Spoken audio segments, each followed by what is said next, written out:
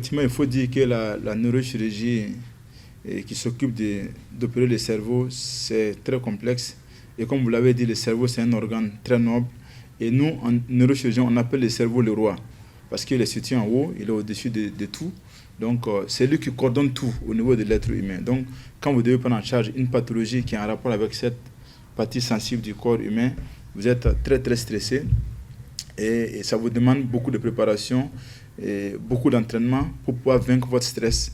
Parce que plus vous êtes préparé à affronter un danger, mieux vous êtes outillé et donc vous avez moins de stress devant la situation. Et donc la neurochirurgie, c'est cette particularité-là qu'on a de se former pendant longtemps et d'être permanemment en train de travailler.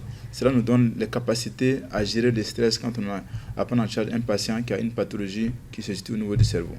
Les éléments dont on dispose, c'est vraiment d'abord d'avoir un accompagnement et anesthésique, parce qu'il faut dire que la neurochirurgie dépend beaucoup de l'anesthésie. Lorsque vous avez une équipe d'anesthésie qui est très outillée avec les matériels qu'il faut, vous êtes plus à l'aise pour opérer un cerveau. Parce que le cerveau, les variations des tensions artérielles déjà au cours de l'intervention peuvent créer des dommages au cerveau et qui peuvent être irréparables.